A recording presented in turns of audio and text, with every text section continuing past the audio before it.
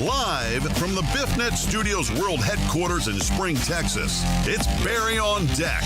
Hosted by former ESPN Houston radio host and stand-up comedian Barry Laminack. Starring Oliver the Cat. Written by Barry Laminack. Produced by Barry Laminack. Directed by, you guessed it, Barry Laminack. Featuring sports, entertainment, special guests, film sessions, and some drinking. Okay, a lot of drinking. Viewer discretion is advised. And now, here's your host, Barry Laminack. What's up, you damn dirty deckheads? Welcome to Barry on Deck. I am your host, Barry Laminack. Thank you guys for being here. Today is Monday, September 22nd, 2025. And this is episode number 986. Yep, of Barry on Deck. Welcome to the show. Welcome to the program. Hey. Hello. Hi. How you doing? Not good if you're an Astros fan. I'll tell you that damn much. Jesus Christ. What up, Jet? Am I low? Am I low? Let me see. How's that? Any better? Oh, it's still low. It's still low. Mic a little low. Okay. Let's see here. Oh, what can I do about it? Hardware. Let's see. Oh, yep. Hey, check 1, 2. All right. How's that? Any better? That should be better. All right. If not, well, fuck it. Not good if Houston fan in general. Ain't that the truth? Holy shit, ain't that the truth? Okay. Get the shit out of here. Always mess that up. Yeah, that is, it's a tough time to be a Houston sports fan. And we're going to get into all of it. We're definitely going to get into all of it. So, yep, I've got that in the headlines as well, Alex, or B. Hannon. So, yep, we going to get into everything today. Tomorrow, efforting a special guest. No Jenny's mom today. She's out gallivanting around the globe on a cruise somewhere. So, yeah, no Jenny's mom, and that's all right. We soldier on here. That said, sorry, I'm trying to get these headlines squared away. Is jacked up. Yep, that works. Man, my computer is so slow. By the way, if you're an iPhone user, or an iPad or a Mac user, iOS 26 is out now, which is righteous. I dig it so far. I like it. And I used to not be an Apple guy. I was never an Apple guy, honestly. And then, you know, having the phone now, and it's fine. I don't mind it. I like it better than Android now, if I'm being honest. That's just a fact. So, all right, I've got your headlines divvied up here. And so we got a lot to get to, okay? We do have a lot to discuss. Some college, some pro football. We've also got some baseball that we're going to have to get into, and even some news that B. Hannon already spoiled for you from the NBA. So let's get into it. Let's start with our headlines, and we'll go from there. Yeah? Yeah? Cool.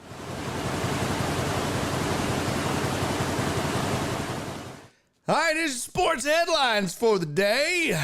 Oak State's Mike Gundy vows that he's staying put. That's what he says. He says he ain't going nowhere. You can't make him. Quote, 100%. Gundy said when asked if he intended to remain at Oklahoma State. Can't be excited if you're a Oak State Cowboy fan and hearing that. And that's beyond 2025. Gundy addressed what he called fair questions over his future with the Cowboys on Monday, 3 days after Oklahoma State fell to 1-2 in a 19-12 defeat to Tulsa. Not supposed to lose to Tulsa. Speaking after the game, Gundy praised the home crowd for its support and emphasizes the commitment to improving his team moving forward. Here's the thing.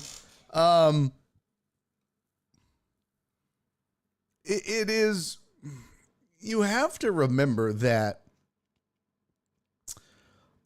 these coaches and just in general, college football is cyclical. And for whatever reason, you're going to go through peaks and valleys. And, you know, even if you don't have a coaching change like in Bama and you lose one of the greatest football coaches of all time, greatest recruiters of all time. But a lot of these programs that are the size of Oak State, especially, are going to, and I shouldn't say size, Oak State's big, but I guess the ones that you know, it's not considered a blue blood, like blue chip, A1 premier college football campus. It's nice. It's big. It's certainly not small potatoes like, say, Rice or something like that. But it's not the Michigans, Ohio States, and Alabamas of the world, Texas, and so forth. So because of that, they're going to go through some cyclical stuff. You're going to go through changes, and the fan bases just don't have time for that shit. So if you're a college coach, you get like 1 or 2 bad seasons, and you have to pull out of it pretty quick. And if I'm not mistaken, this is not new. If we look back at the last few years, Oak State hadn't been good for a hot ass minute. Let's see, schedule 2024. Yeah, they started off 3-0 and then lost every game last year. We talked about that. And their 3-0 was South Dakota State, Arkansas, and Tulsa, whom they beat 45-10, but not this year. Of course, there was the 52-0 loss to Colorado. Year before that, so he won 3 games that year. They finished 3-9, 0-9 in conference, so not good. Year before that, they finished 7-2 and beat A&M in a bowl game, the Tax Act Texas Bowl, 31-23. So they go 10-4 overall, 7-2 in conference. That's what the fan base expects. 2022, 7-6 overall, 4-5 in conference. Guarantee rate bowl versus Wisconsin, not great, but you had 2023 before that. 2021, they finish 12-2 and beat Notre Dame in the Fiesta Bowl. That was 2021. So we're only 4 years removed from that. So I think, look, it's the what have you done for me lately deal that goes with being a college football head coach. But he certainly can recruit his way out of this. He just hasn't yet. And when you're on the kind of losing streak he's on, it doesn't get good. Now they've lost. Well, so I take that back. They beat UTM, but now they've lost to Oregon and Tulsa. So they're 1-11 over their last 12. Not good. So you can understand why the fan base is questioning. And now they're about to get into conference play. Only 2 ranked opponents in conference play. But still, it's bad. It's real bad right now. So We'll see. Yeah, Heartthrob said praise support of the home crowd. You mean the same home crowd that was chanting for him to get fired? I'm officially with them. You don't lose the entire conference schedule last year, then get shelled by Oregon and Tulsa. Yep. When the Big 12 expanded and OU and Texas bailed out, they were expected to be the front runner. Absolute wetting the bed. Yeah, they really were. They were like them and Baylor and really TCU were like the three big names left. And all of them have just been trash. Yeah, I mean, Baylor's not great. Baylor is currently 2-2. Last year, what did Baylor finish last year? 8-5. Yeah, can't do that. Can't do that. So, got to take advantage of it while you can. Some NFL news and notes. Sources, not the dreaded sources, saying that the Niners' worst fears have been confirmed. Nick Bosa suffered a torn ACL in his right knee. Done for 2025, out for the year. And you got to wonder, though, what is in the water in San Francisco? Because it seems like a team that's always they're like the Astros of the NFL West. It's just they're always hurt. There's always a major injury on the Niners, more so than what seems like most other teams for some reason. I don't know what it is, but it just always seems like the Niners have big injuries. So it says Bosa's in the second season-ending ACL. This is his second season-ending ACL injury of his career. He tore his ACL in his left knee in week 2 versus the Jets in 2020. Also had a partially torn right ACL when he was a senior in high school. I mean, look, it sucks that, guys get labeled as soft or Mr. Glass, but I'm not saying that's Bosa because it's a contact sport. And, it's not like Jordan where he's spraining an ankle crossing the plate. That's for sure. But that sucks if you're the Niners. I wanted to see what is their death chart look like. Let's see something. I want to see the injuries here. Let's see. Niners injuries. Here we go. Here's an injury report. Yeah, had Bosa doubtful. No, he's out. Jordan Watkins out. Mac Jones questionable. Brock Purdy out. Juwan Jennings out. Spencer Burford, injured reserve. Brandon Ayuk out. George Kittle IR. Jacob Robinson IR. Jacob Cohen IR. I mean, it's a lot. It's a lot. Lots of IR stints. With big names, too. So the depth chart is just ragged, really. I mean, but they're 3-0. So good for them. Hey, what the heck? Who's this guy? What the heck? Holy cow. Look at this man checking in on the YouTubes. What's up, Joel? Good to see you, pimp. Well, I guess cat's out of the bag. I said they could expect maybe a surprise special guest tomorrow. Yeah, might be one Joseph R. Blankenship joining the show. If you want to talk ACLs and breaking news on your Rockets, yep, that was the next one, my friend. That was the next set of headlines. Got to get to CeeDee Lamb also being out 3 to 4 weeks. 'Tis important. If you watched the game, you saw him go down. So, like a cheap whore. All right. No, it says it could miss 3 to 4 weeks with a high left ankle sprain. Suffered in Sunday's loss to the Bears. I don't think it was anything like James Conner's ankle. Ugh, that was so gross. So gross. So gross. It says, I think we've got to evaluate it. This was Stephen Jones talking to 105.3 The Fan in Dallas. Quote, I think we have to evaluate the full thing and see how he's moving around as the day goes. Certainly he's got a high ankle sprain and every one of those are different. We'd love to have him back for Green Bay, but at the time we also got to understand the injury is what it is, and we'll play it out. Probably out 3 to 4 weeks. So there you go. But the big news here in H-Town, as you can see it on your screen, not good.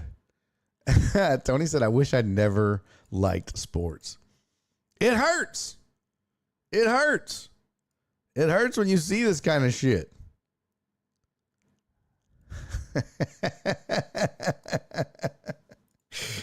Joel Totodal said, point blank, Rangers not dead yet. Well, they are. Rangers are dead. Najee Harris has an Achilles tear too. Jeez. So here's the news on Van Vliet. Houston Rockets star point guard, get it right, suffered a torn ACL and could potentially miss the entire season. Van Vliet, a one-time All-Star and former NBA champ with Toronto, has helped spearhead a Rockets turnaround from lottery team to a playoff contender in his 2 seasons with Houston. Agreed to a 2-year deal, or a 2-year, $50 million extension with the Rockets, with the deal including a player option in 2026. It says an immediate fit after signing a 3-year deal with the team in the summer of 2023. Van Vliet helped the Rockets, yada, yada. Come on, get to the injury. Hard-nosed defender. Just how did he hurt it? It doesn't say how he hurt it.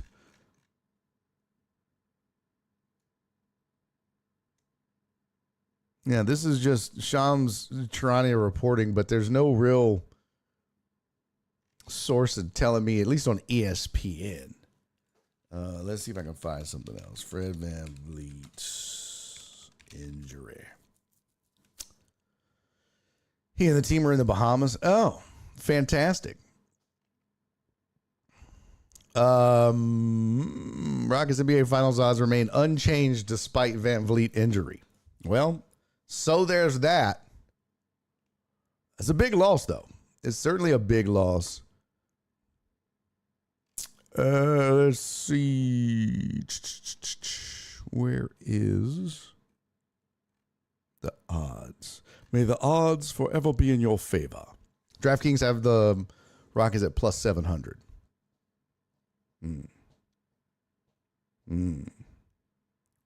That's just one, though. I have a feeling it'll drop in others. Wow. Rockets are 79-54 with Van Vliet. 14-17 in the 31 games he's missed. Not great. Not great. It's a big blow. Look, it is. It's a huge blow, really. No. Perry said Van Vliet injury equals Russell Westbrook time to shine. No. Absolutely not. Absolutely not.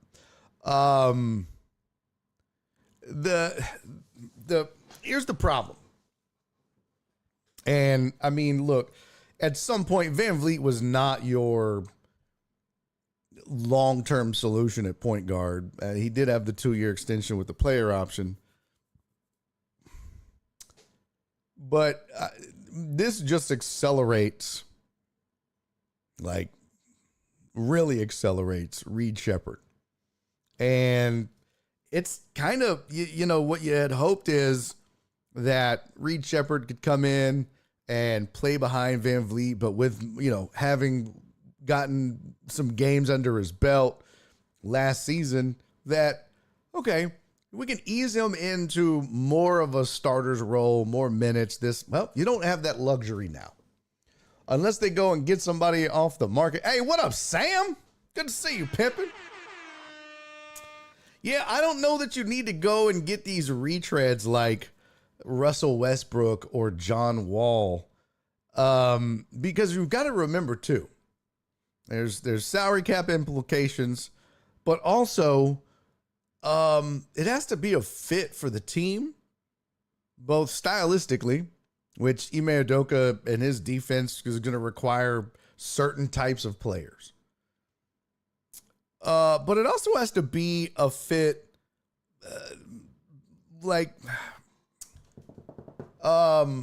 chemistry wise, I guess is the best way to put it. You don't want to disrupt what this team has. Their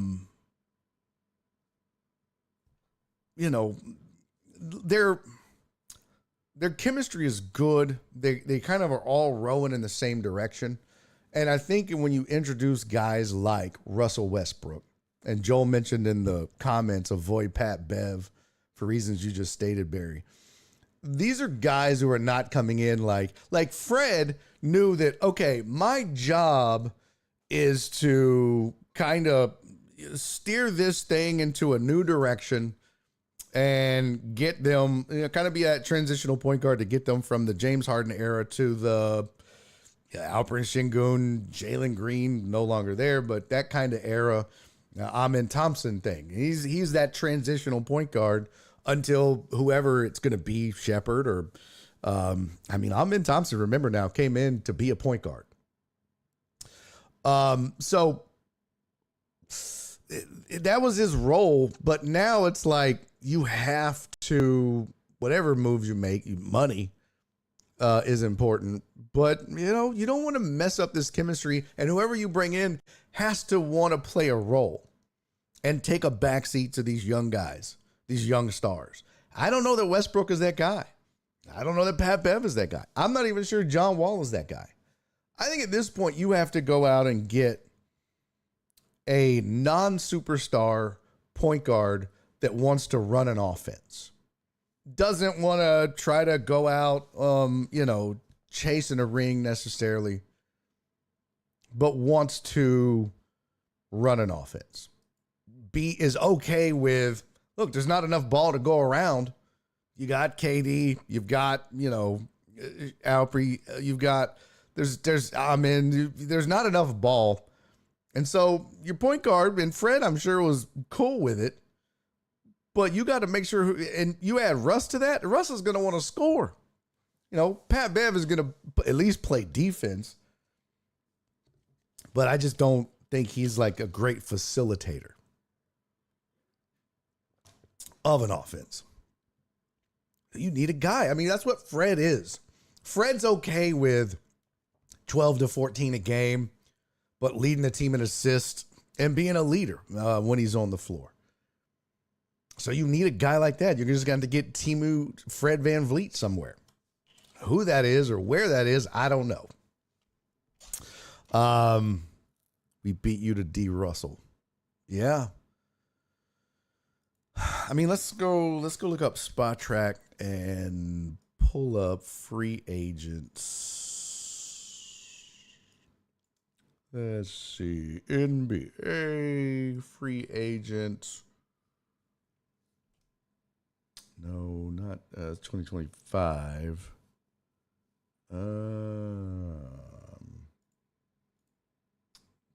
Point guard. Let's see. Available. Here you go. Here's a list. Here's a list of available free agents that, and again, part of this is making sure you have the salary cap. So let me move this over here.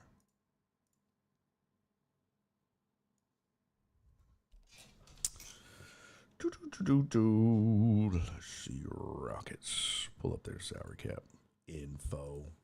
All right, here we go. So here's your free agent point guard list. It starts with Gary Payton II, Russell Westbrook, Corey Joseph, Patty Mills, Cameron Payne, DeLon Wright. Now, these are all available free agents, and I guess I could put unrestricted But yeah, these are all available. Let's just do unrestricted free agents. Available. There you go. This should be, yeah, these are all, okay, UFA non-bird rights. Mac McClung. Isaiah Stevenson. Here we go from the top. Yeah, so, but Gary Payton II has his bird rights. So, no. But, like, Patty Mills, Cameron Payne, DeLon Wright, Monty Morris, Delano Banton. I don't even know who the fuck that is. Jeff Doughton, Ben Simmons. Blech. God, no. Marco Fultz. Elfrid Payton, Jalen Hood, Shafino, Isaiah Stevens, and Mac McClung. I tell you, on this list, it's going to sound crazy. Patty Mills. Interested to see what his stats are.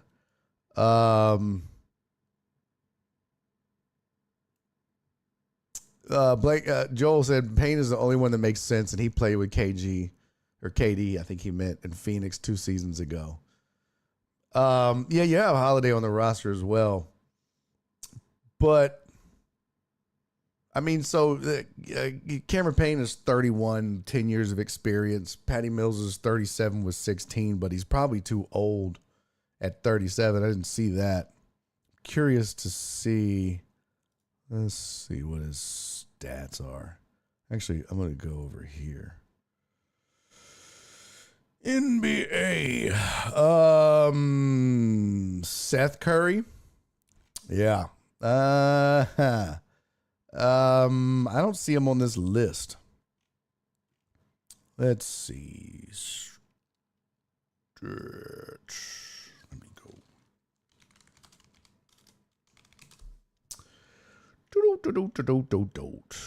Here we go. Basketball reference.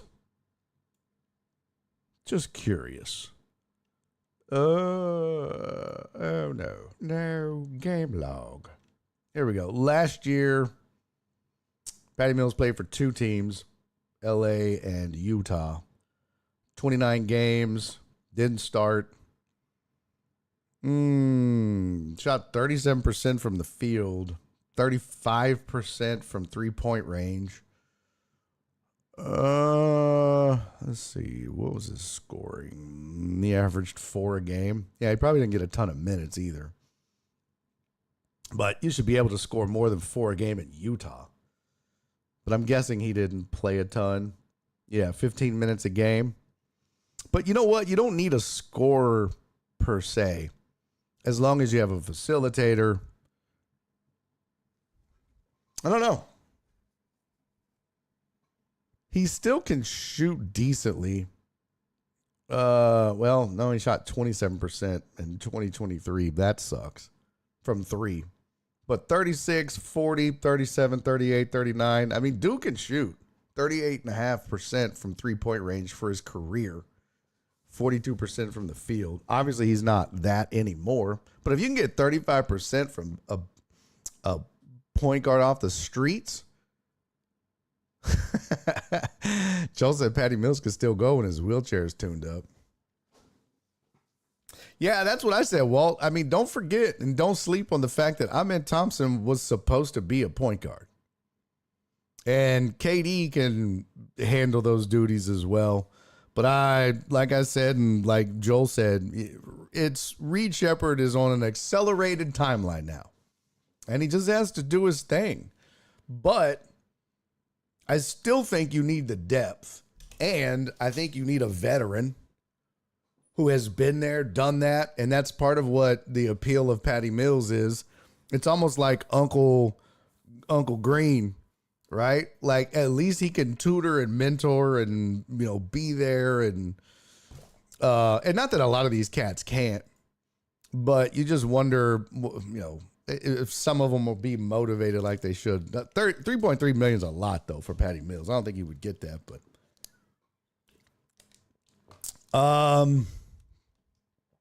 God, who else on here? I don't really see anybody. I would avoid Ben Simmons like the plague. Monty Morris. Yeah, I don't know. And then we've got to look at salary cap.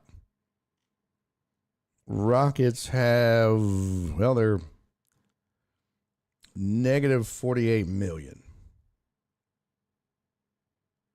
Negative $6 million in tax base. They're about 1.25 away from the first apron. So, but I don't know, maybe Joel, you know, but I don't know how it works with an injury. That's $25 million. And I don't think that comes off the books because of the injury. Tony, you ain't never lied, bro. I think God is telling Houston to quit sports and take up a hobby. It's bad. It's bad. But you had 16% of your salary cap tied up in Van Vliet. And you had 55 tied up in Durant and Al P. But this is why a guy like Amen Thompson gonna have to step up. Of course, Reed Shepard as well. But yeah. Let's see who else is on there. Kevon Harris got a two-way deal. Or no, J.D. Davison has a two-way deal at point guard. Aaron Holiday. But it says he's a free agent, but I'm guessing they re-signed him because he's listed. Yeah. There's your point guards.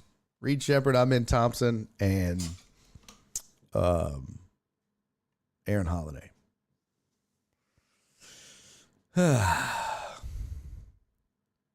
Oh, you have to pivot. Hardship exemption is more for career-ending injuries. Got it. Yep. So, yeah, you're kind of fucked. You have no cap space. So you're either just like, well, not going to do anything, or you don't have much room. I mean, you have no room, really. And I doubt Fertitta wants to go into either of the aprons for a backup, what could be third string point guard, or at least, is looking like it. So I don't know. That's your choice. That's your options, though. So sucks. All right. That's your headlines for the day. Big one being obviously here in Houston, Van Vliet out for the season. Or most of it. You might get him back by the playoffs. Maybe. But, an injury like that at the age that he's at is going to take longer to heal than if this was a young Jalen Green. I didn't want to use any Rockets examples because I didn't want to jinx it. But, yeah, the younger you are, the quicker you can heal from these injuries. So I'd be shocked if they get him back by the playoffs. And even then, how rusty is he going to be with no camp and no nothing? So, Tony said the lowest I've ever felt related to Houston sports was back in '93. I'm built for this. Oh, yeah. I mean, as a lifelong sports fan in Houston, you know that this is par for the course. Look, we had a good run. You had a really good run with the Astros. The Texans seemed like they were contenders there for a while until Matt Schaub just became, a fainting goat throwing pick sixes.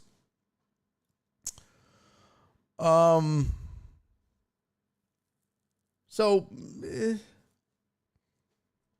this is, it's not, look, had that been one of your big name stars, it obviously is way worse.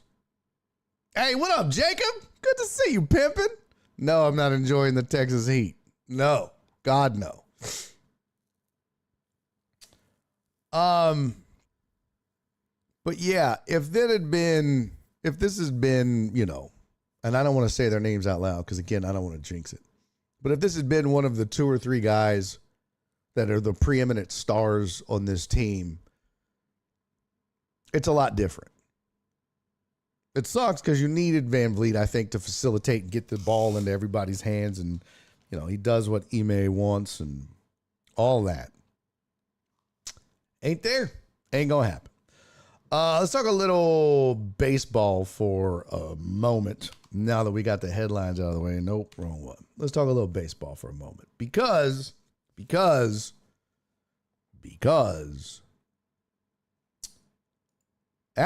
are struggle busting it. Astros have now fallen out of wild card contention because the Cleveland Guardians have caught them and owned the tiebreak.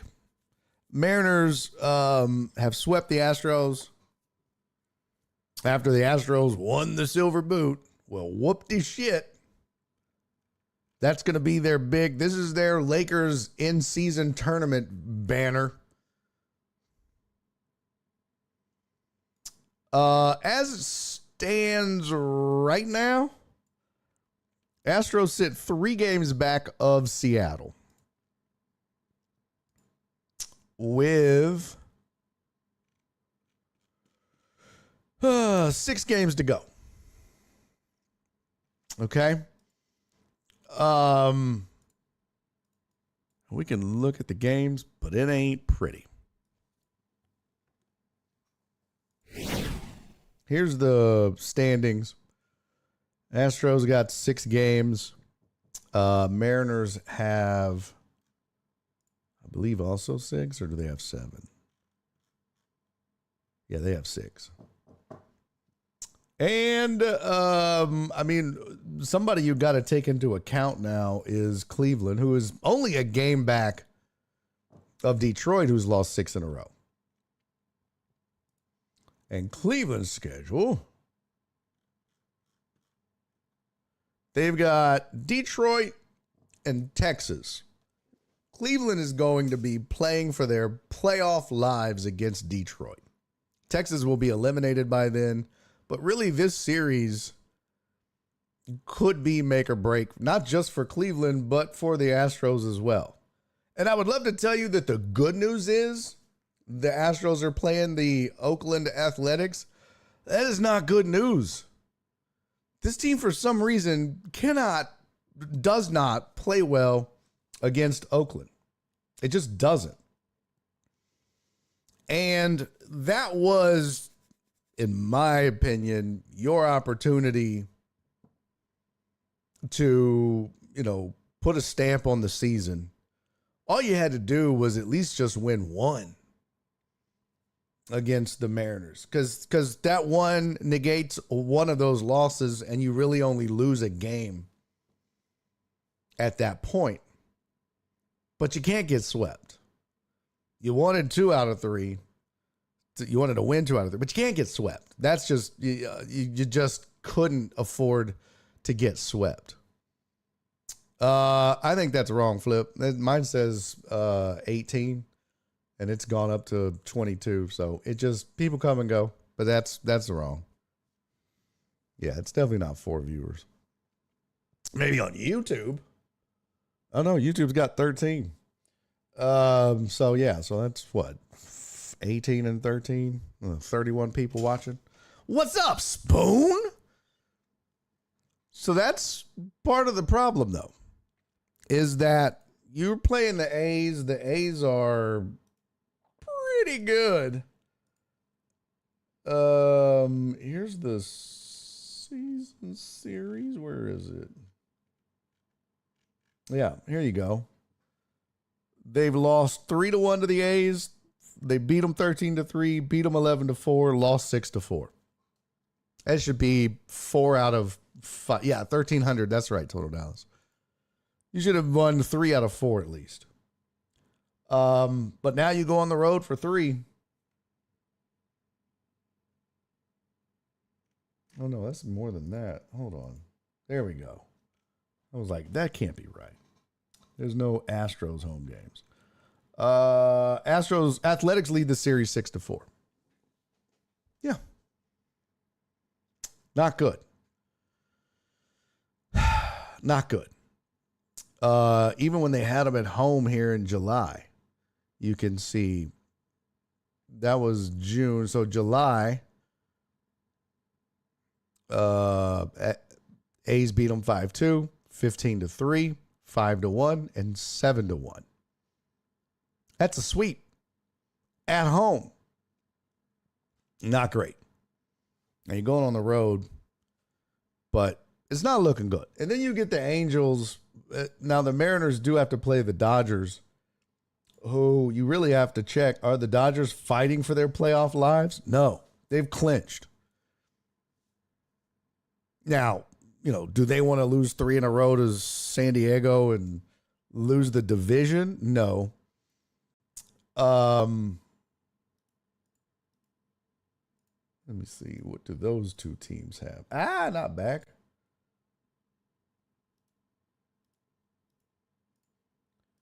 So LA down the stretch, their schedule looks like they got Arizona and then Seattle, and San Diego has Milwaukee and then Arizona. So they both have a couple of tough ones. Milwaukee, San Diego playing Milwaukee. The Dodgers playing Seattle. Seattle will still, depending on what happens in that A's series, though, I mean, that really is going to be telltale. But Seattle's playing the Rockies at home. And look, enough about coulda, shoulda, woulda. The fact is, in my opinion, when it comes to the Astros, we can all blame injuries. Sure, you can blame this on injuries if you want to. But I don't believe that that's the problem. Obviously, would having a fully healthy roster throughout the year, sure. But this team had enough good pitching and made enough moves that they should not be in the position that they're in. Fact of the matter is, you ran out Fromber and Hunter Brown, and they got their ass whooped when it mattered the most. I think this team, they've had some funks on offense. They've had their funks when it comes to pitching and their pitching staff, their bullpen. So you can say, all right, there was this stretch where, the bullpen was trash because it was overtaxed. There was this stretch where they didn't score a run in 4 games, 32 innings or some crazy shit. There was this stretch where the starters weren't doing well. We can pinpoint all of that. At some point, though, we got to talk about the manager and the coaches. Let me explain something to you. A manager is only good for a couple of wins a season or losses. Okay? So you can't really pin an entire bad season on Joe Espada. But there are things that have occurred with players that have moved on. Specifically, there was a moment when Alex Bregman said that he had changed some things in the way he was approaching his at-bats at the plate and how he was swinging that were never brought up or either frowned upon by the coaching staff here in Houston. And that's what really changed and improved his production. So it's not just Joe Espada by himself. But if you don't think that hitting coaches and pitching coaches matter, you're crazy. I'm here to tell you right now, all of that matters. You can have all of the, analytics and all of that stuff you want. But if your coaches aren't helping guys get better or improve, it really says something about this team. And I'm specifically talking about the offensive production from this team. Now, who is there? Alex Cintron is the Astros hitting coach. Do I think Alex Cintron just forgot how to hit altogether? No. But sometimes you lose your mojo. Sometimes you lose sight of what's important, or sometimes you're just out of ideas. This Astros team, if we look at them, statistically, here's where they rank in baseball. Let's pull that up. Let me see here. MLB stats team.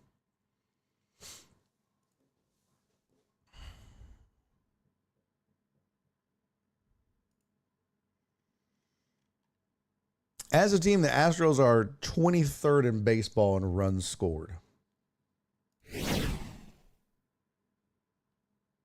659 runs scored. That puts them among the worst teams in baseball. Baltimore has been trashed this year. The Angels, the White Sox. Cleveland somehow, some way is turning it around. But Colorado and Pittsburgh and KC, like, this is not the company you want to keep. They're behind the Nationals. The Rangers at one point weren't even close to scoring the amount of runs the Astros were scoring. And now they have outscored the Astros. They sit at 20th.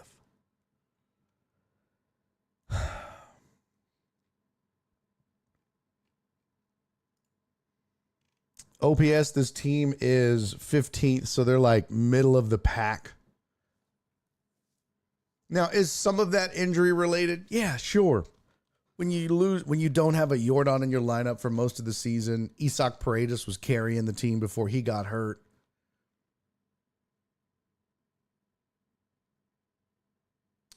But it's not like, Cam Smith the experiment was a failure. I think Cam Smith will be a good baseball player one day. But you had a right fielder who, after the first 2 months, was just bad. What did you have there last year? Kyle Tucker.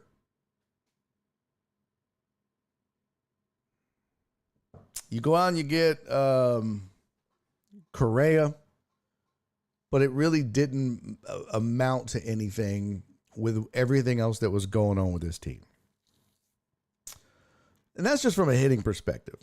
From a pitching perspective, their ERA is 11th.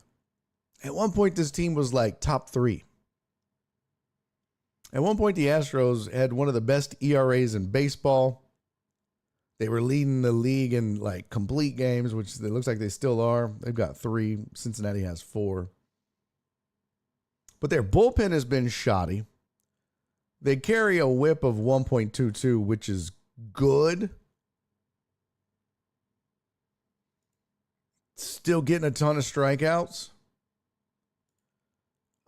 Fact is, though, they're 12th in runs allowed, earned runs allowed. And they are, what, 1, 3, 4, 5, 6, 7, 9th in home runs allowed. And how many times have you watched an Astros game when they got to the bullpen and went, shit? In the second half. In the first half, when you had Hader and everything was rocking. Now, some of these cats have done a fantastic job. I mean, Jason Alexander has pitched his ass off once he figured out his changeup. So Hunter Brown for the most of the year. But that's just part of the problem. If you look at, I'd be curious to see here. Just Brown and Valdez second half splits. There you go.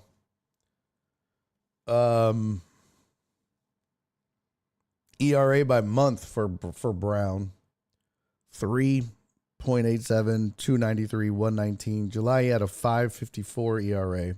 August he had a 1.67. September he's got a 1.93. But that one game that was not good was when it mattered. Seattle. Fromber, his ERA by month, he had 0 in March, but he just had the one game. 4.97, 2.36, 1.74, 2.16. Seemed to be getting on track. August, he had a 5.64. September, he's got an 8.27. And all of that occurred after he had the dust up with his catcher. Pretty much.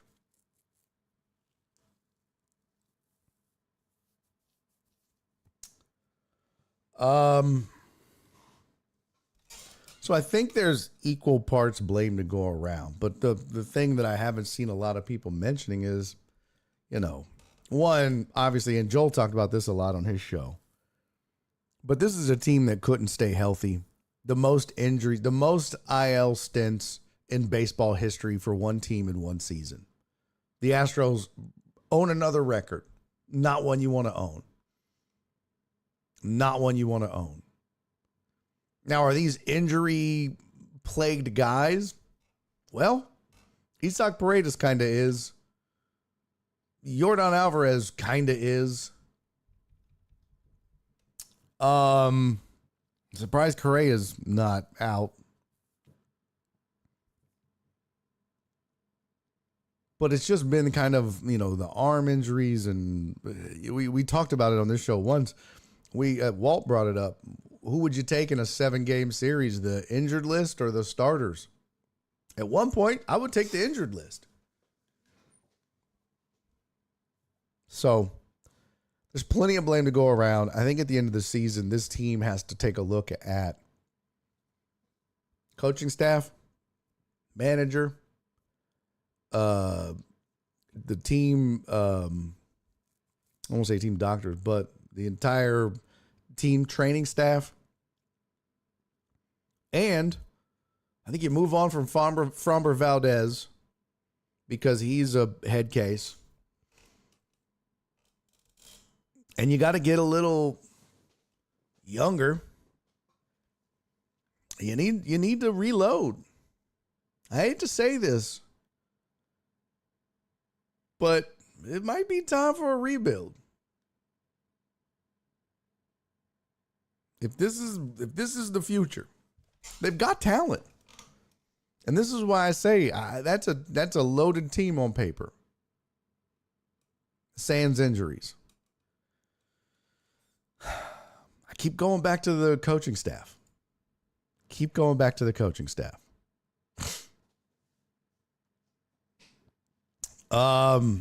So, yeah. The day the Astros signed Cam Smith, I came on this show and predicted they'd lose 80 games. I was wrong. Yeah. It's a failed experiment. Hire Adam Everett for hitting coach. Jesus Christ. What are you talking about? No, I don't want Bagwell back as the hitting coach. God, no. Yeah. Spoon said good teams can't always stay good. The Chiefs. Exactly. At some point, you gotta start looking, hey, you don't want to mortgage the farm but maybe get a little younger. Maybe get some assets on your farm system. Move some of these big time names. And they kind of did that once when it came to Kyle Tucker. And I still think Cam Smith is going to be fine. I do. I think everybody that's watched him and has been around him, once he figures it out, and, you know, I mean, you got to remember, he doesn't have much experience doing anything, much less playing 182 games. So, you know, once he matures physically, which I expect over the offseason, he'll work on his conditioning a lot. He'll bulk up. I think the tools are there. But you need more Cam Smiths. You need more young star. You need more guys that have the potential to be a star. But look, the run was great. I'm not saying that they maybe don't never make another playoff here in the next, even this year, but the next year or two. But the fact is, you can't fade everything they've lost. At some point, the wheels were going to come off. When you lose Bregman and Tucker in the same season, and Correa before that, and Springer before that, and Cole before that, I mean, like, it's just one after the other after the other. At some point, it was going to end. So, it's okay. My concern is that you've got an owner who isn't willing to allow himself to admit, hey, maybe we need to hit reset. Joe Espada, maybe not the guy. Farm system's in shambles. I don't mind Dana Brown. I really don't. I know a lot of people don't like the dude. I like Dana Brown.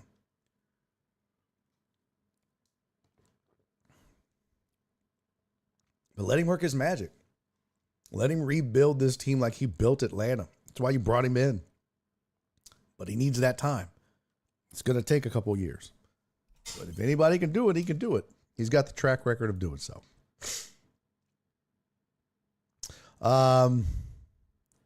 Because Madden is real life. Been playing Madden as the Chiefs, and I couldn't afford anyone but Patrick, so I traded all the stars. Total Dallas that I always thought they'd choose between Correa and Springer. That's what this fan base keeps thinking, Total Dallas. Okay, well, they let Springer go, so they're going to keep Correa. Nope. All right, well, they let Correa and Springer and Cole go, so they're definitely keeping Bregman and Tucker. Nope.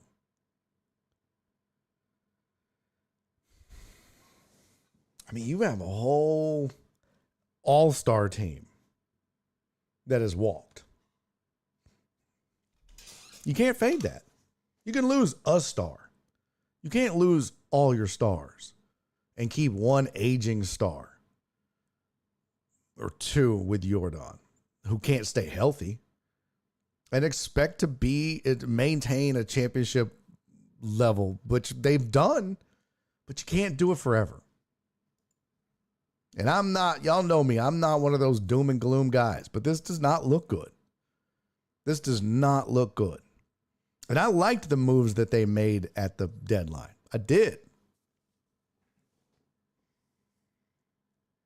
Which again, how much blame are you putting on the coaches and the manager and the training staff?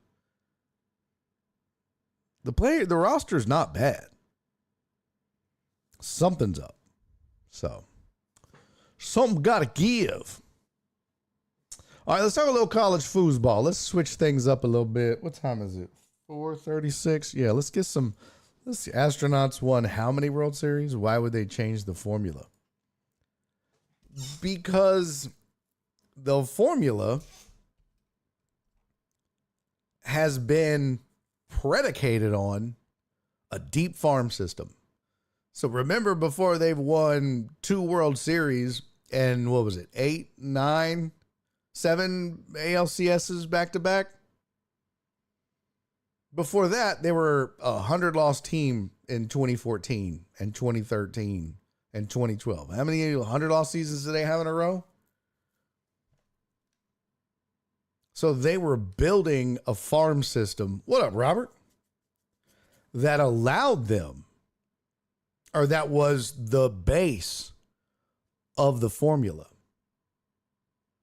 When you have the number one pick every year and the number one pick is Carlos Correa or Alex Bregman or George Springer or Kyle Tucker, yeah, that's a great formula. But then when those guys, when baseball Thanos snaps and they're all gone, and don't forget, I mean, they added JV, they added Cole. But they've had some busts. They've had some swings and misses. And those are tough to come back from. Whoever you want to blame, whether you're blaming, Yuli. I mean, but whether you're blaming Crane or Bagwell, but, Jose Abreu, Montero, like, these are some things that stifled them a little bit.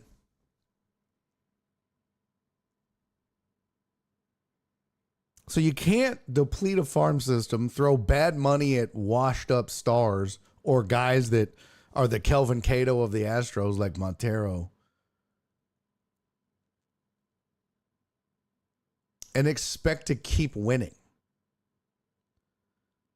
Because every year they brought up a Yordan or a Tucker or a Springer or a Bregman or a Correa while Altuve was here. Every year it seemed like, or every other year. And then in the interim, they were signing the JVs and the Coles of the world. And the Kikuchis even, the trades and the, you had the Charlie Mortons. None of that really exists now. And you don't have the farm system. I'm saying.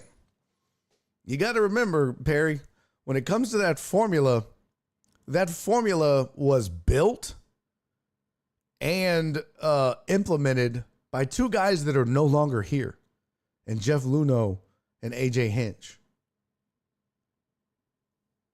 Now, as a part of the system, sure, in a roundabout way, but sometimes you start huffing your own farts and think you're smarter than the system. You think you're better than what's been built. I know how to do this.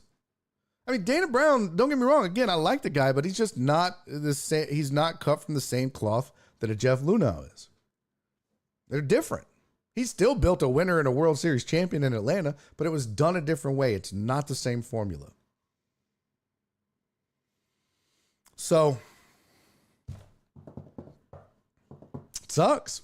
It was a good run. It was a great run. We'll see how they respond next year. You're entitled to a bad year or two. And at some point, if it continues, you just have to say, all right, reboot. Let's do it again. Let's make another run. Alex at Crane don't want to go back to 100 losses. He'll do something. I'm not suggesting you have to start over and be a 100-loss team again to do a rebuild. What I am suggesting is you're going to have to make some tough decisions and do what you did with Tucker with other guys that you may not want to do that with. Like, they probably should have traded Fromber because now he's just going to walk and you're getting nothing for him. At some point, do you move on from Hader while he still has value and get some farm system help and make Abreu your closer in the interim? I know that sounds crazy. But you don't think there's a contender out there in the next year or so that wouldn't love to have a Josh Hader closing things down? Meanwhile, you get one of their best farm system guys and bring them in, whether it's a bat or an arm. So, I mean, look, you got to make some tough decisions.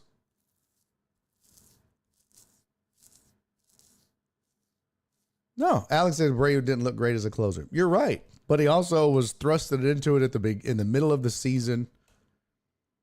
But I think, and again, these decisions, they may not mean you're a 100-loss team, but you might be 500. You might be slightly below 500. You might have a losing record while Abreu's your closer. You can't have everything. You can't, like I said, it's going to suck. It's going to be a wee bit painful at times. But I think it has to be done if you really want to try to build another contender. So, just my 2 pennies on the whole sitch. So let's talk a little college foosball now.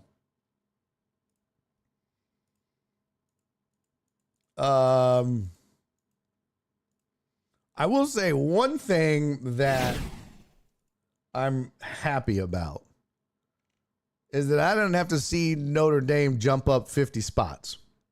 They moved up 2 with their win over Purdue. It was an interesting week. Here's your top 25 scoreboard. So LSU beat Southeast Louisiana 56-10. Miami beat a good Florida team 26-7. Oregon won. They beat Oregon State 41-7. Florida State won big. Texas beat Sam Houston 55-0. And one of the funniest things I saw was Arch Manning flexing and acting like they just beat Ohio State. It's like, bro, you did that against Sam Houston. Like, he was all like, "Rawr," after he scored a touchdown in the end zone. Like, calm down. This is Sam Houston. Illinois and Indiana, 2 teams that I told you I was not impressed with. I told you I didn't think Illinois was good. I thought they were overrated. And I'm telling you the same thing about Indiana, even though they've beat Illinois 63-10. Indiana beat an extremely, extremely overrated Illinois team, in my opinion. If you look,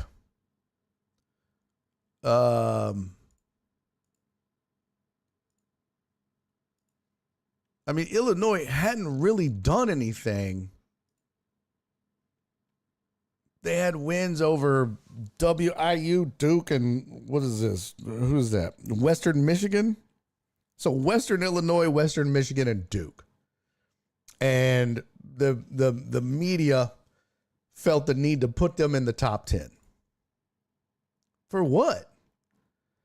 But now you've got Indiana with wins over Old Dominion, Kennesaw State, and I don't even know who this is, Indiana State, and then a win over a phony top 10 team.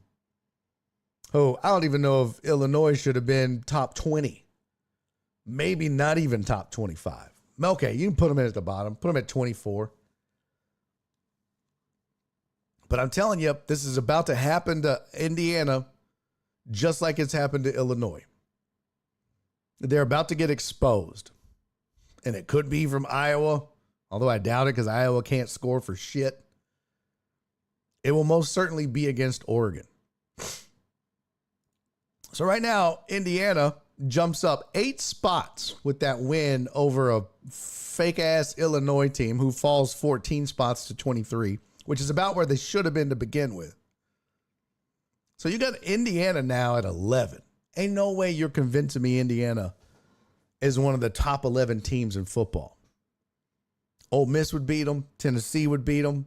Hell, I think Bama would beat them if their shit's together. I'm not so sure about Michigan. I feel like they may be overrated a little bit. I think Notre Dame probably beats them. I don't know. That's just not a top 10-esque team to me. We're going to find out when they play Oregon. Find out real quick. Oklahoma, I think maybe had the most impressive win of the weekend, beating Auburn 24-17.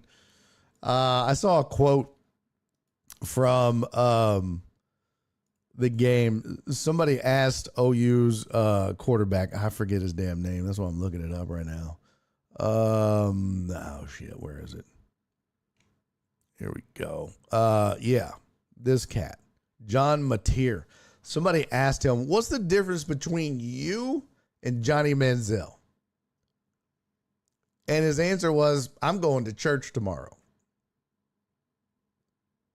Okay. I ain't mad at you. But dude has been fun to watch. Dude has been balling. You can see here he's got, what? 24, 74, 63, and 29 yards rushing. He's got 5 rushing touchdowns to go along with some pretty decent passing numbers, including, and look, these games against Michigan and Auburn, those are not easy games. Temple, Illinois State, or whatever the hell that is, okay. But Michigan and Auburn, now both were at home, but still, you got to beat them. They put up 270 yards passing and a touchdown against Michigan, 271 and a touchdown against Auburn. It's a good win. It's a good win for an OU team that I'm not so sure they're going to end up in the top 10, but hey, the dude's balling. Ole Miss beat Tulane. Tennessee won. Tech and Utah was 16 versus 17. Tech wins 34-10. Tech is doing what Oak State should be doing.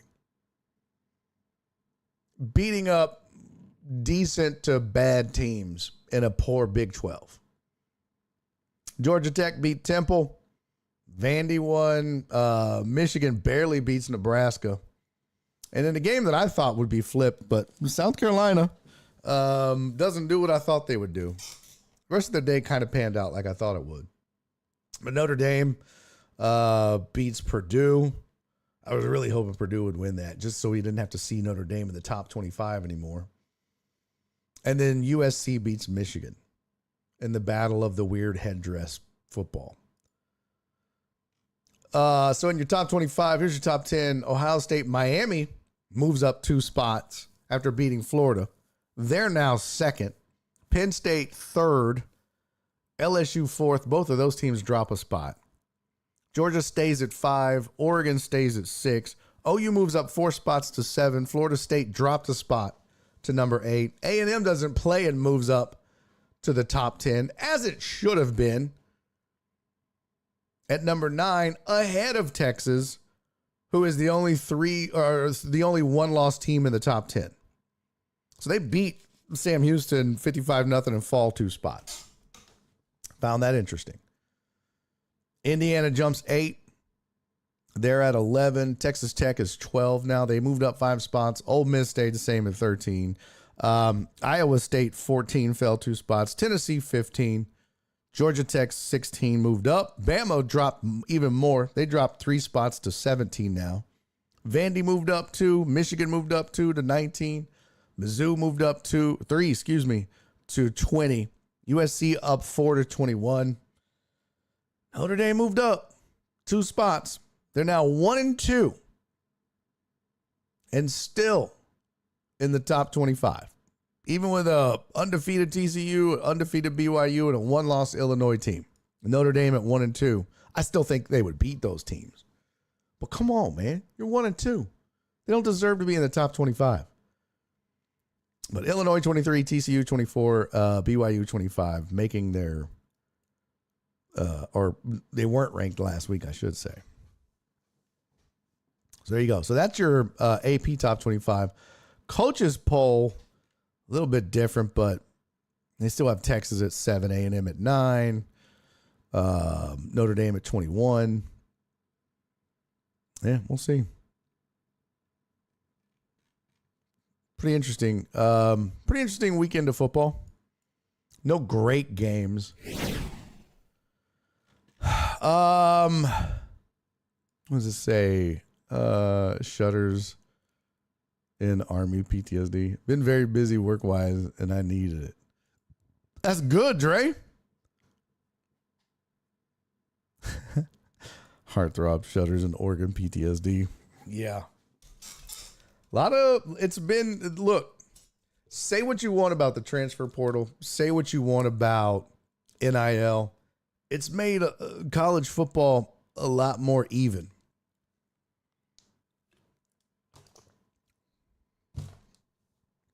You know, there's a lot more parity in college football. You don't just get the same 3 or 4 teams and that's it. I mean, look what's happened to Bama.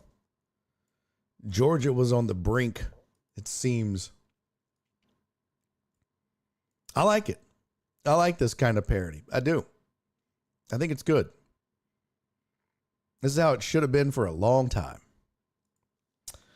Last but not least, let's talk a little NFL foosball. And we'll go through more scores tomorrow, but I just want to hit on the Texans. I just want to talk Texans today. I don't usually bogart the whole thing by only talking Texans and not talking everybody else, but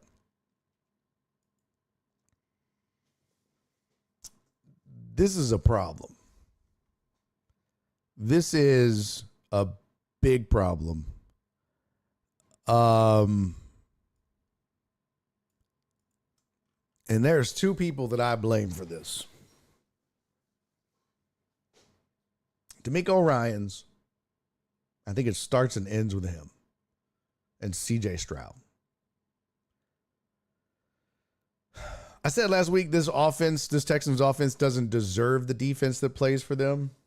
Tony's still blaming Astros Twitter. Well, I mean, look, they're probably the source of a lot of issues.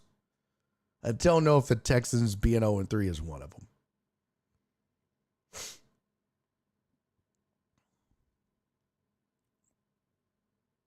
I don't know what's wrong with CJ Stroud. You can blame it on pass pro. You can blame it on the sacks.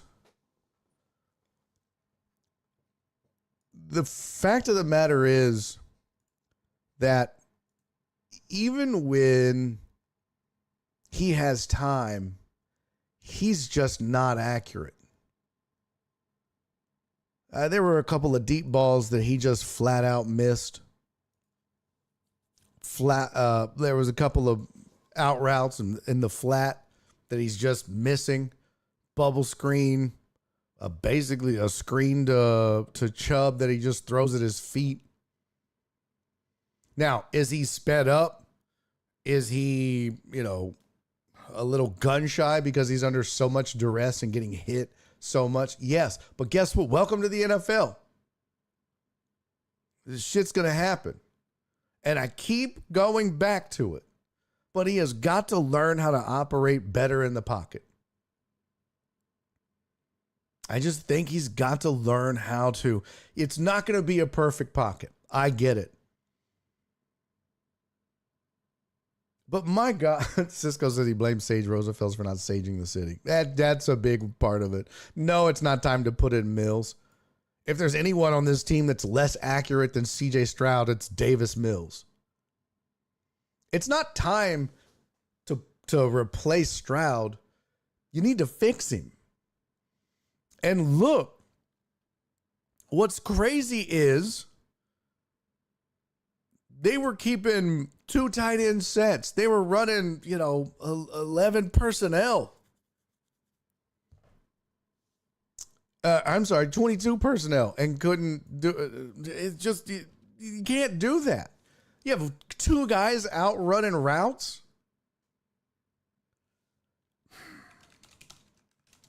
Let me look up something.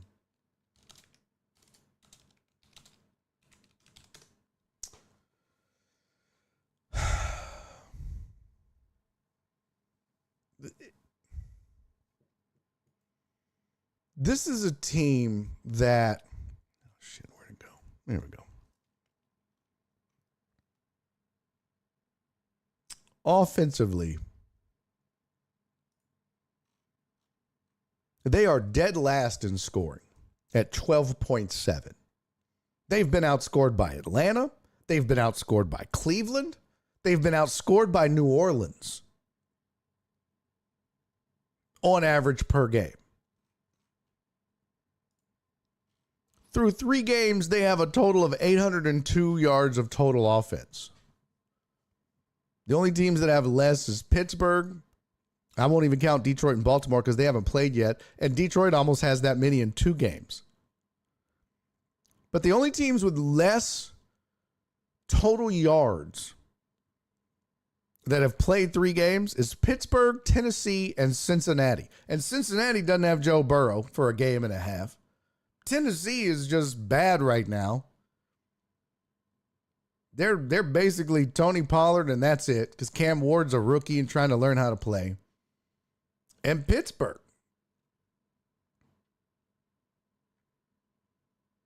That's how bad this team is right now on offense. Defensively, they have given up 17 points a game, on par with Arizona and Jacksonville. That is 1, 2, 3, 4, tied for 5th in the NFL. 17 a game. This offense doesn't deserve this defense. Period.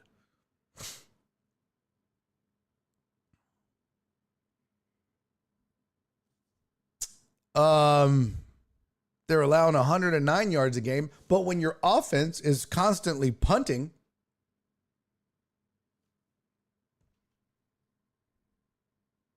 Spoon said at this moment, who's the better draft choice, Bryce Young or CJ Stroud? Neither. They're both busts, basically. They both look like ass. Like, I wouldn't want either one of them right now if I was starting a team from scratch. Yeah, I mean, Walt, he did have some of the best receivers in football that are now great receivers in the NFL. But here's the thing. Joe Burrow had great receivers, but he wasn't a bust. I mean, CJ Stroud is now looking more like Johnny Manziel every day than he is a Joe Burrow.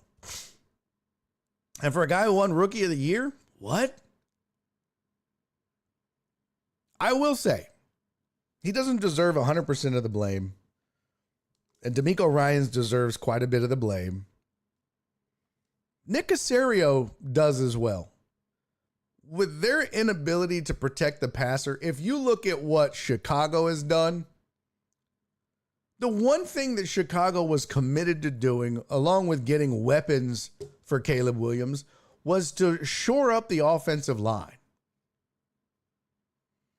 And the Texans, you would think, would have done the same thing, but instead they trade away one of the best left tackles in football, even though he was undisciplined.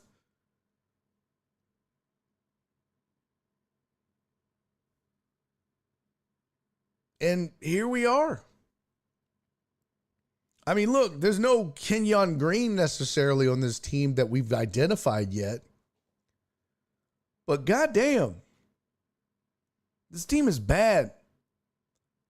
This team is bad when it comes to protecting CJ.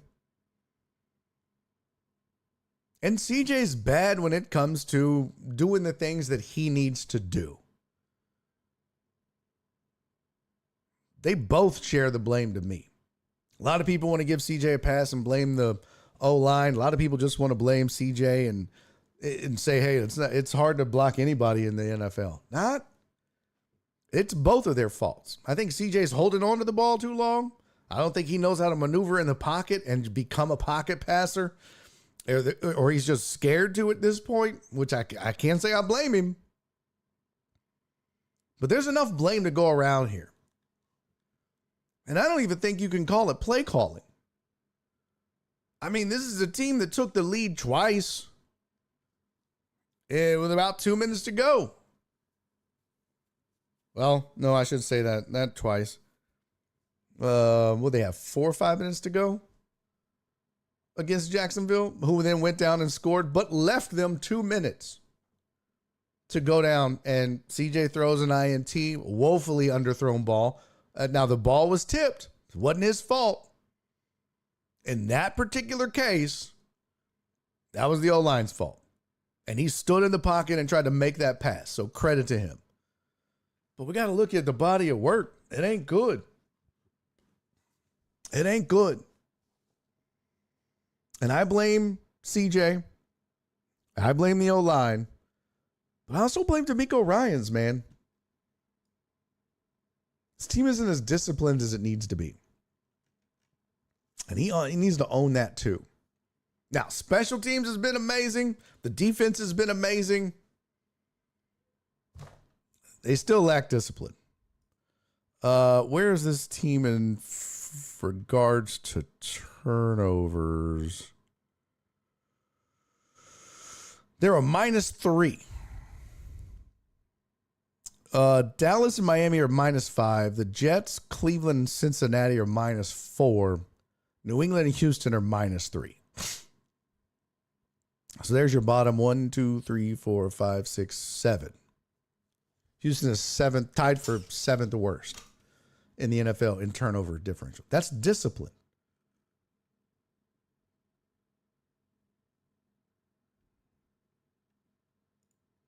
And let me see something here.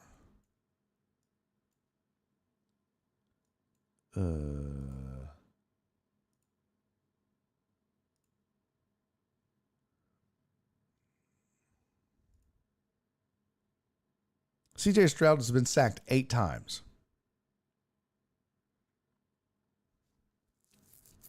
8 times he's been sacked. That's top 10. 1, 2, 3, 4, 5, 6, 7. That's 8th. Tied for 8th in the NFL. Tied with Miami and Washington. But the teams that are worse than them is the Jets, the Chargers, the Bengals. Heck yeah! The Patriots, the Vikings, the Raiders, and the Titans. All have given up more sacks than the Texans. Hey, Amos. Thank you for resubscribing, buddy. And I said that. He has to learn to get rid of the ball earlier. All of the so-called best quarterbacks are throwing a bunch of short passes right now because the defenses are so fast. He has to stop looking for that big play. I don't disagree, but that's been my point, is he's even woefully inaccurate just for passes out in the flat. I think of 2 that pop into my head right now. He missed, the opening pass was to Collins. Missed him there. Missed him several times. But then there was the pass at Chubbs' feet. Yeah. B. said Herbert got sacked 5 times, but still won. Yeah. What's up, CC? He said, hello, lovers. Sorry I'm tardy for the party. No, you're good. Never late when you're here. You do something about these Texans, and I know your Cowboys are struggle busting. That was not good. We're going to get to that. I just wanted to bitch about the Texans today. We'll do the rest of the NFL tomorrow. And I'm with you, Walt. Walt said I'm not a fan of everything is fine. We'll get them next time, coach. I'm with you. I'm with you. And I get, like, you can't, at this moment, this team hasn't been so woefully bad that you have to bench CJ Stroud to get a message across, but we're getting there, folks. We are getting there.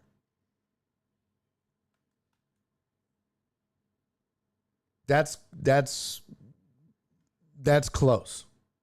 I mean, real close. And it doesn't get any easier. They have Tennessee next week, but then they've got Baltimore, Seattle, San Francisco, Denver, Jacksonville again. They get Tennessee. Then Buffalo, Indy, KC, Arizona, Vegas, the Chargers, and Indy again. This team might not win 5 games playing like they're playing. Do they have the potential to win more? Absolutely. Joe Mixon would be a great difference maker. But there's no reason this team, as constructed on paper, shouldn't win this division and shouldn't win 10, 11 games. But that is a daunting schedule. They ain't beating Baltimore. They're on the road in Seattle, probably not winning that. Home versus San Francisco. Purdy's probably healthy by then, and they'll have Kittle back. We know they don't have Bosa. Denver's looking great. That's at home. So is Jacksonville. They might win that game. they'll probably split against Tennessee as bad as they're playing, but they should sweep them. They ain't beating Buffalo. They'll be lucky to split against Indy. They probably won't beat KC because it's on the road. They don't do good there. They got Arizona at home. They should win that. Vegas, okay. They ain't beating the Chargers, and they probably ain't winning against Indy in the last game of the season. I mean, 5-6 wins for this team? Plenty of blame to go around. Plenty.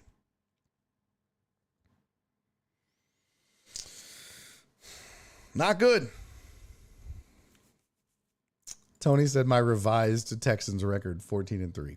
Well, look, only one team in the modern era, I believe it was, has made the playoffs starting the season 0-3. And it was your Texans.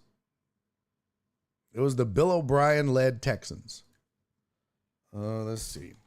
How many teams have made the playoffs starting the NFL season 0-3? 6 total. One in, I guess, since 98. The 81 Jets 0-3 made the playoffs. 82 Bucks was a strike shortened season.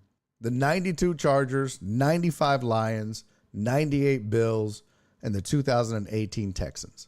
6 times in the history of the NFL has a team started 0-3 and made the playoffs. Is this team got enough talent?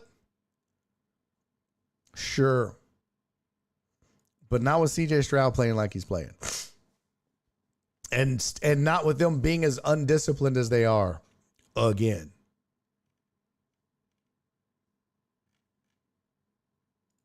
How many? They had 6 penalties before the half.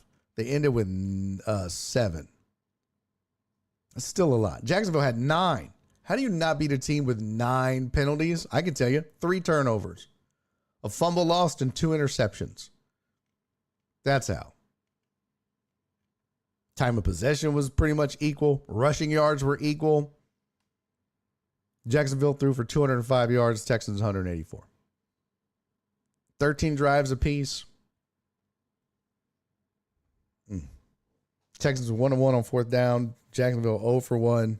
3rd down efficiency identical. I mean, look, it came down to the last drive, but that's what this team has been all season.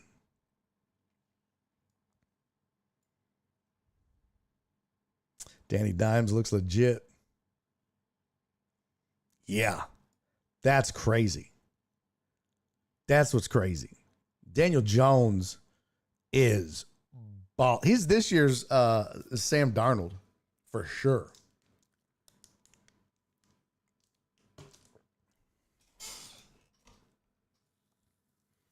Yeah, well, also, I still disagree. I know you do. And that's okay. We can agree to disagree. Walt disagrees with me. He thinks Indy's roster is better than the Texans. Well, I don't know. I mean, look, I fully expect Daniel Jones to come back down to earth.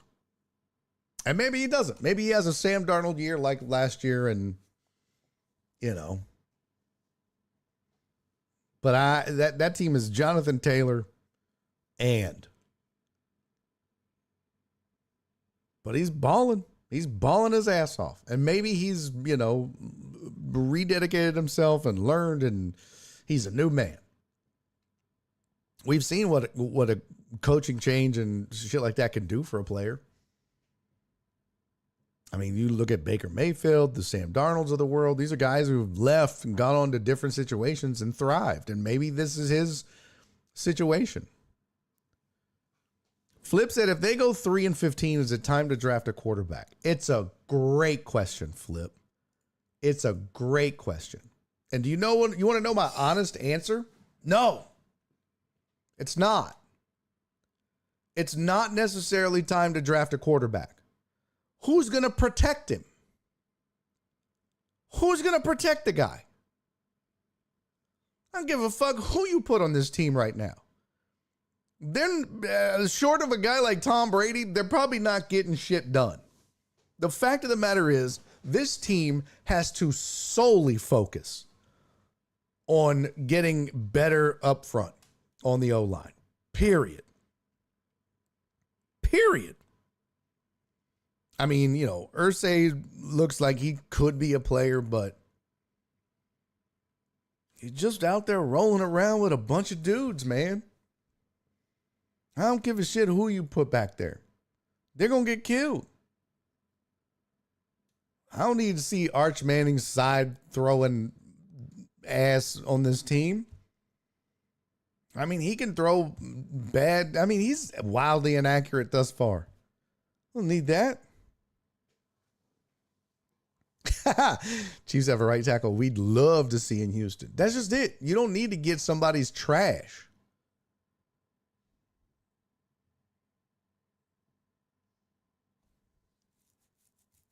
So, I don't know.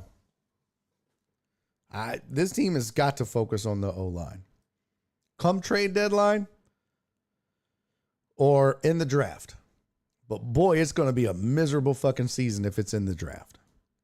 Just believe that. Believe that. Archer's flexing on Sam Houston. Yeah, I already talked about that. But hey, at least you're listening, Alex. Wall said Daniel Jones got the nickname when Barkley and he were healthy. His output was top 10 with a full complement of weapons. Well, he certainly has his Barkley and Taylor. That's for sure. But I don't know. We'll see. All right, let's call it. God, it's so depressing talking about Houston sports. What a miserably depressing show today was. I couldn't even make it fun. How can you? How can you make it fun when you're a Texans fan, an Astros fan, and a Rockets fan? And I'm an Aggie fan, so I'm just waiting on that shit to fall. Jesus. Sucks. CC said, no, I just got here. I love you, CC. Tony said, tomorrow we'll make fun of Dallas sports. Well, no, I don't want to piss off CC. I love her too much.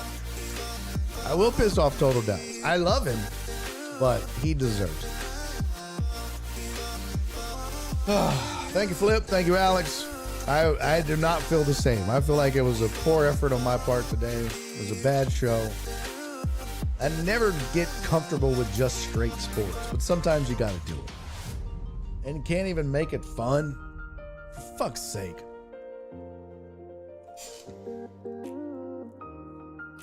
So, I will see you guys tomorrow. Behan said usual suspects tomorrow. Joel said he might join. So we'll see how it goes. Hopefully he does. If not, you're stuck with me, but we might get a little taste of Joel Blank tomorrow. Could be. Oh, Kimmel back tonight? Oh, back tomorrow night for anyone that cares. Yeah, I probably need to talk about that for a minute, but I know I'll get too political if I do it. And it's why I've avoided talking about Jimmy Kimmel on this show. Because I know how political I will get. And that's good for no one. So, tomorrow we'll talk NFL. We'll talk maybe a little more college foosball. Maybe we'll do some fantasy. We'll talk some Rockets probably with Joel. Joel coming in tomorrow to tell everyone how much I beat him in fantasy. Doubt that. Yeah, we'll get into it. All right. In the meantime, do me 3 favors, everybody. Be safe. Be kind. And most importantly, love each other. Even if you have to love the Texans. All right. I'll see y'all tomorrow. Bye, everybody. You be good. Enjoy Monday Night Football, too. Goodbye. And he's making a YouTube video!